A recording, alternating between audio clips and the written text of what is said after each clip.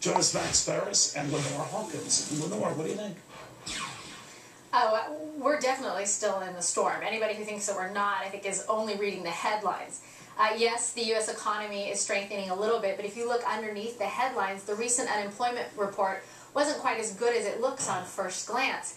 I prefer to look at employment as a percentage of the population, and if you look at that, it bottomed out December of 2009 at 58.2%. Today, we're at 58.5%.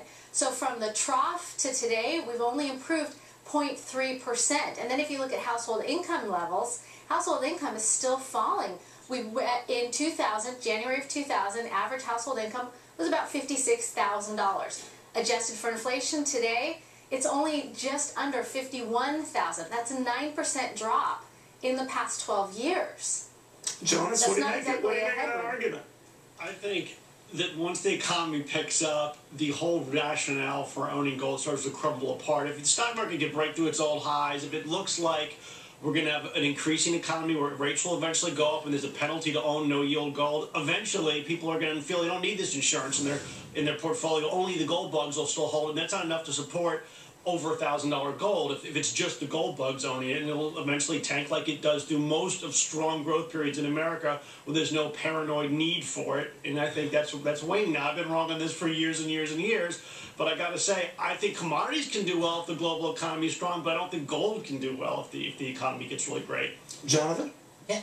And Jonas makes a point that gold has done well, Neil, for years and years and years. You know, this little bar has gone up quite a bit. In fact, it's gone all the way from being essentially kind of an investment backwater a decade ago to very much a mainstream investment today. And as Lenore pointed out, and as Nicole pointed out, a lot of factors impact gold. What worries me, however, is that it's not the diversification it was a decade ago. Now gold oftentimes tends to move in concert with risk assets like stocks, not opposed to it. So for a lot of people, it doesn't actually fulfill the need, that diversification, for a lot of the reason that they actually buy gold in the first place. Guys, thank you very much. In the meantime, Greaseman finally gotten the word. Talk about an influence on all of this.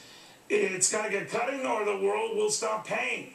But what's happening in Greece isn't staying in Greece. Now it's in the middle of a key Senate race. Thank you, Michigan Senator Debbie Spend It Now. Debbie spends so much American money.